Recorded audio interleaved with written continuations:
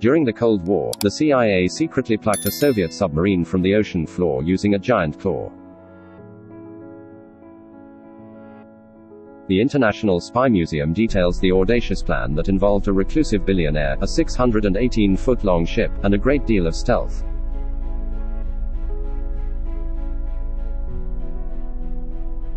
In a corner exhibit of the recently reopened International Spy Museum in Washington, D.C., a submarine control panel, a swoopy banged wig, detailed white prints and a chunk of manganese are on display.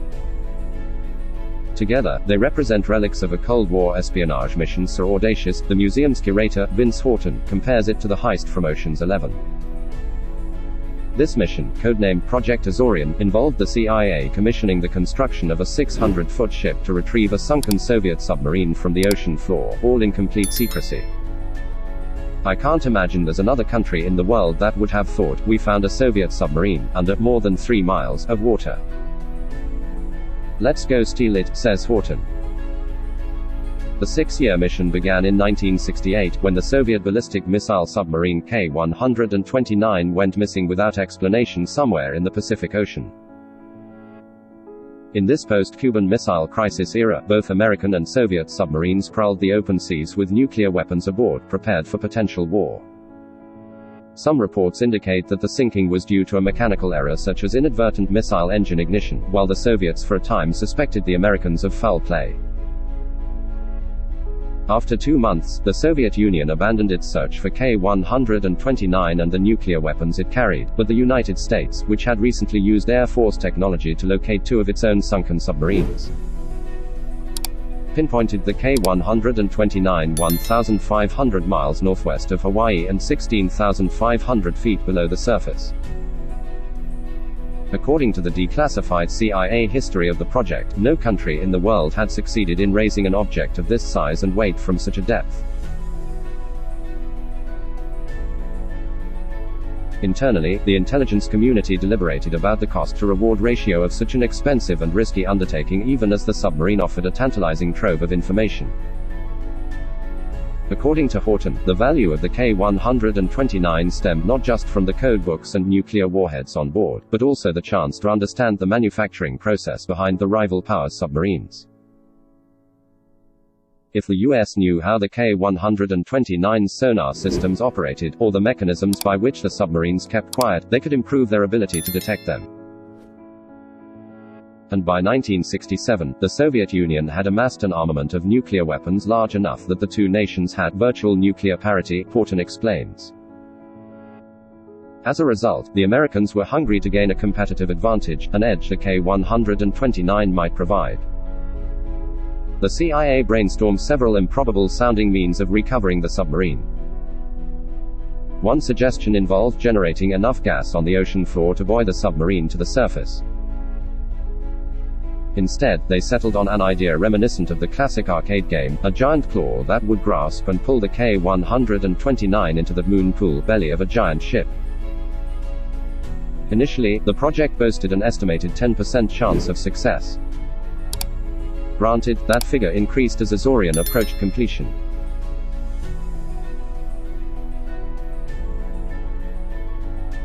Legally speaking, the US was concerned that the project could leave them open to charges of piracy if the Soviets had an inkling of the illicit submarine salvaging plans. Wanting to sidestep diplomatic tensions and keep whatever knowledge was to be gleaned from the mission secret, the CIA constructed an elaborate cover story with the help of enigmatic billionaire Howard Hughes. The aviation mogul lent his imprimatur to the construction of the 618-foot-long ship, to be named the Hughes Glomar Explorer, which was advertised as a deep-sea mining research vessel. In 1972, a champagne christening ceremony and fabricated press release celebrated the ship. When the ship first sailed from Pennsylvania to waters near Bermuda for testing in 1973, the Los Angeles Times noted the occasion, calling the vessel shrouded in secrecy, and observing, newsmen were not permitted to view the launch. And details of the ship's destination and mission were not released. Evidently, the public and press chalked the mystery up to Hughes' reputation as a recluse. Such a loner that he was said to eschew even his own company's board meetings.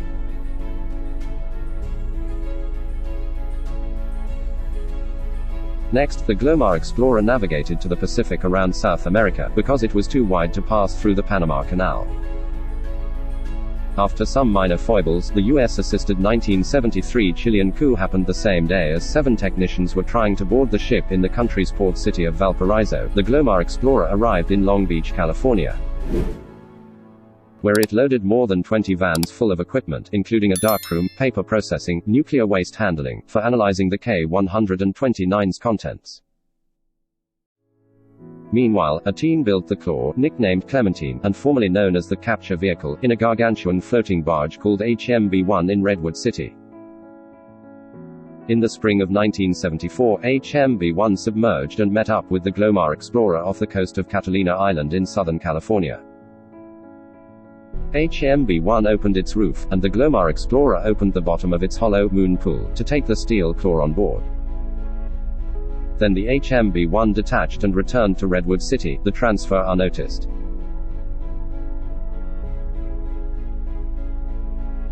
That summer, the Glomar explorer, with the approval of President Richard Nixon, set off towards the spot where the K-129 rested. By this point, the Cold War had reached a détente, but still, 2 separate Soviet ships, likely loaded with intelligence operatives, closely monitored the supposed mining vessel as it worked to retrieve the submarine. At one point, Glomar crew members even piled crates on their landing deck to prevent any attempts to land a helicopter. But the mission continued undetected. As the 274 pieces of heavy steel pipe that stretched between the Claw and the ship were being slowly hauled back on board, with the submarine in Clementine's grasp, the second Soviet tug sailed away. After about a week of slow upward progress, Project Azorian finally completed the lift of the K-129, but only one part of it. According to Project Azorian, the CIA and the raising of the K-129, a book co-written by naval historian Norman Polmar and documentary director Michael White, about midway through the process. A few of the grabber arms encircling the submarine broke, and a large part of the K-129 fell back to the ocean floor. While the later media reports and history books generally relayed that the more desirable components of the submarine, like the code room, sunk, Horton encourages skepticism of the details surrounding the project's ostensible failure. The conventional wisdom has become that this was a failed mission, he explains. The CIA has allowed that belief to be what everyone understands, but why would they not? I always say, we have no idea what they got. Many of the details in this story are sourced from CIA declassified documents and recently published historical accounts, but since other findings from the mission are still classified, and the CIA may have had reason to obfuscate the story, skepticism remains warranted. We do know, however, that the Glomar explorer retrieved the bodies of several of the K-129's crew members, whom they gave a military burial at sea, which the CIA filmed and gave to Russia almost 20 years later. Coincidentally, the retrieval also brought up manganese samples from the bottom of the sea, the material that the Glomar explorer purportedly was researching.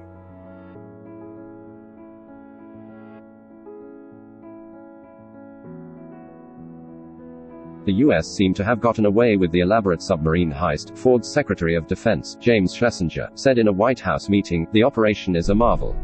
In early 1975, however, after a random robbery of the headquarters of Hughes Summa Corporation, which was acting as a front for the Glomar explorer, the story made its way to the headlines of the Los Angeles Times and national television. The story broke later than it could have. Famed New York Times reporter Seymour Hersh had been following it as early as 1973 but honored a request from CIA Director William Colby to suppress the story, and were riddled with inaccuracies. The codename was thought to be Jennifer, which was actually referred only to its security procedures, and the LA Times report placed the recovery efforts in the Atlantic Ocean. Nonetheless, it was enough to alert the Soviet Union and disturb, his words, President Ford. Project Matador, the plan to retrieve the rest of the K-129, apparently got nixed as news of the thought to have failed mission and its rumored, but, Horton says, ultimately unknowable, $300 million plus price tag circulated. The CIA also faced a diplomatic dilemma that spring. Pressed by the Soviet ambassador to the US and Freedom of Information Act requests from journalists, they wanted to avoid directly acknowledging that they'd illicitly stolen a submarine from the watchful Soviets, but were obligated to somehow respond.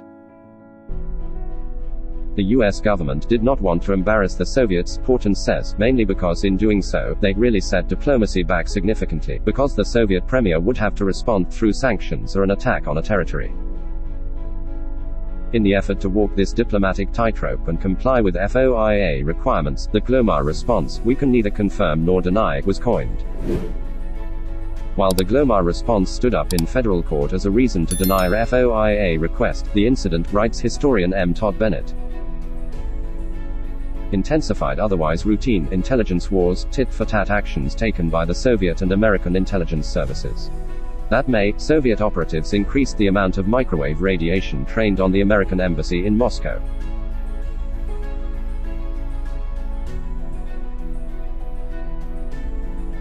"45 years after the Glomar Explorer hauled part of the K-129 from the ocean floor, Project Azorian remains legendary within the intelligence community," Horton says. The glass cases show the onesies worn by crew members on board, phony belt buckle, safety awards, a barometer from the ship, and even a wig. CIA Deputy Director Vernon Walters wore to pay the Glomar Explorer an incognito visit. But they also name check engineer John Graham and display a scaled-down version of the detailed whiteprint used to design the now-defunct ship. Azorian stands out, Horton says, because it's so bold, so ambitious, and it almost was guaranteed to fail. And yet, although only part of the submarine was retrieved, the ship was built. The almost ridiculous proposition of a giant claw extending to the ocean floor proved functional, and despite the scale of the project, it stayed secret for 7 years. The Spy Museum positions the Azorian saga as a paean to innovation, an exemplar of how the unsolvable problems of the intelligence world can be tackled with creativity and technological advances.